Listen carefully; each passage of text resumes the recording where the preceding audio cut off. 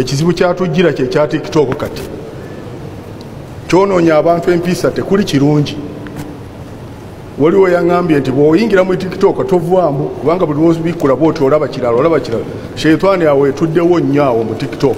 Ebigambo Mufti wa Uganda Sheikh Shaban Ramadhan Mubajje byayogedde bimuzaalidde obuzibu. Olunaku olw'eggulo Mufti wa Uganda Sheikh Shaban Ramadhan Mubajje yavuddeyo n'awanjagira gavumenti okuvaayo mu nnambiro eggalewo mu kutugwa TikTok mu Uganda ng'agamba nti abantu abatalina mirimu bangi bagweyambisa okwonoona amannya g'abalala. Era Mufti agamba nti omukutu guno tegulina makulu wadde eri ggwanga. Mufti Mubajje tokyali supposed kubeera nga gwe okulira abasiraamu. Mubajje lwaki weerayizanga? Mubajje lwaki ofukira abasiraamu akayinja mu ngatto? Mubajje obusiraamu wabusuubulawa? Lwaki ofiira ku bantu? Kuba gwe otuuka ewa muzeeyi, kuba gwe atambula n'abasirikale. Tofuukira bantu kizibu, tosobola kukwata bantu bangi.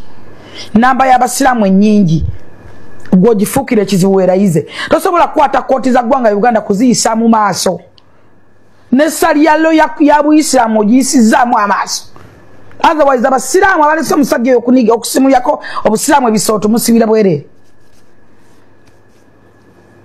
Tewali nsonga lwaki musiiba nga n'essali yeekulagira nti oba olwanirira obusiraamu ne wobufiiririra ogenda oli mutukuvu wa Allah. Obusiraamu kye kimu ku bintu ebinene nnyo mu ggwanga Uganda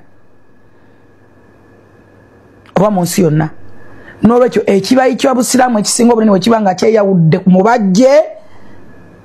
Mubajje liivu obusiraamu bbi. Ofuukidde abayisiraamu ekizibu. Buli kaseera weerayiza okimanyi bulungi nti ssemateeka w'obusiraamu alagira teri akulira busiraamu ng'aweza emyaka 7. Kakati wawezezza 7. Weerayiza emyaka emirala 10. Ogenda vaako ng'olina emeka. Bw'onootuuka bakati nga bakuggyako. Okimanyi bulungi ssemateeka akulagira nti omuyisiraamu yenna aliko ebikolwa oba yali asingiddwa ku misango tasobola kulya busiraamu. Manye emisango gye wakasingibwa. Lwaki ofiira ku bantu nga gwe omuntu omu? Enough is enough. Toleetera abantu kubaleeta kigambo mu mutima nti enough is enough. Tokaya basiraamu banno maziga na musaayi. Mu TikTok bagiggalewo tewaliyo kalungi. Wali akalungi. Olaba bannayuganda babagumidde ku byalo eyo gye muwangaalira nga bakimanyidde ddala nti mwe mwatunda obusiraamu okubumalawo e Uganda. Gwe Mubajje. Bannanga ofubanga tokolaganye na muntu atayina nsonyi. Era senga kyali kisoboka nga waliwo akapima ensonyi z'omuntu we zikoma, twalisaanye nga n'omuntu yenna gwe tuwa obukulembeze tusooka kumanya ensonyi ze ali ku level ki. Ne tugamba nti awo no katumuwe ki obukulu aswala ayinamu nk'okukafa nsonyi. Naye omusajja bye mali obusiraamu abbi abasiraamu bakoze nk'okutta basiraamu bannaabwe. Buli kimu obusiraamu ssawa zino babutadde mu kifaananyi ekirala. Buli omu yalinga yeegomba busiraamu. Nkubuulira naye kati ssawa zino ogenda obbatunuulira bonna be baleeta Museveni bwatu bwakapucalinga institution n'atandika ogivuga ng'erina okutuukiriza ebigendererwa bye. Jjukira akapucalinze institution ya ddiini kati tosuubirayo akalungi okuva ki mu ddiini ng'ate bagikapucalinze. Kitegeeza ki? Nti buli kigenda ovugibwa balina okuwolereza Museveni ate mubi. Bawunzika ne kibakiikirira nakyo bakyonoonye. Okitegedde y'ensonga lwaki omwezi gwa Ramadhan oguwedde neebaza nnyo Abakatuliki. At least abaagala obukatuliki bwabwe basalawo ne bagamba nti katoogera amazima. At least Abakatuliki nabeebaza. Bakatuliki bavaayo bavuddeyo ebbanga lyonna nga bagawaakirifa amazima katoogogere. Naye obulimba buli eyo mu madiini eyo. Katemba ali eyo mu madiini eyo. Emaali y'obusiraamu yonna bagiwuuba ne bagimalawo. Ne bamala ogimalawo ne balyoka bateekawo bali eri jangu naawe ogire ogenda olaba onaasaba mmotoka bampeeyo kamotoka. Ate tusabire Museveni awangaale. Waliwo Seeke yagamba omulala mbu Katonda yawa Museveni amagezi. Yeebaza Allah okuwa Museveni amagezi. Gwe abo bonna bakulemberwa Mubajje. Ekyo nkikubuulira.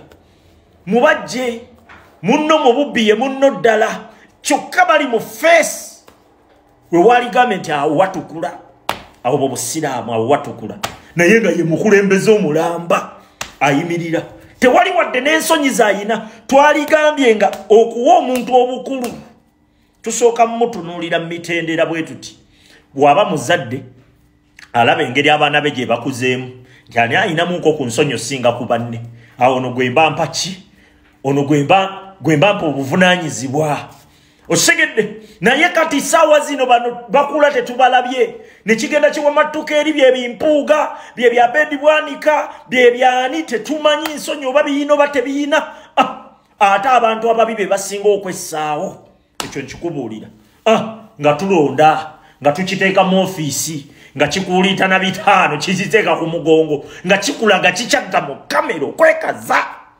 okwekaza twalipimye bannaye baalireeseeyo akapima ensonyi tokolagananga n'omuntu atalina nsonyi kabeere mukwano gwatya kabeere mwamiwo bw'omupimapima n'owulira nga ensonyi ntono mugende kitono ekyo nkikubuulira abantu abo babi omuntu atalina nsonyi mubi kubanga abatalina kamukomako abatalina kyaswalira yakola bukozi byakoze kati tunuulira omuwumbo gwa seeko gukyanyokako n'omukka ku TikTok kuliko abayigiriza eddiini ku TikTok kuliko abasomesa ebyafaayo ku TikTok gwe kyogamba nti for you page ye kuleetera bya kisiru byokka kitegeeza oli musiru nze nga bwe nscrollinga ndwawo okulaba ebyekisiru kitegeeza oli musiru gwe seeka mubajje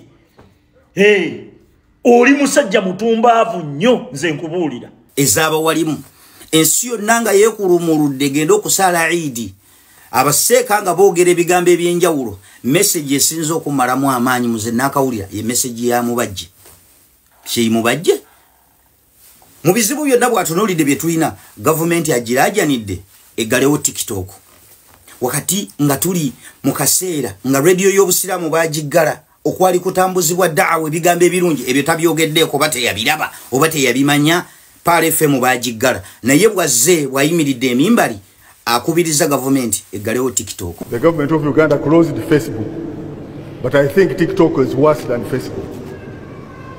I think TikTok is not being regulated. I for one, recently was in a country where TikTok is not existent. It's non-existent.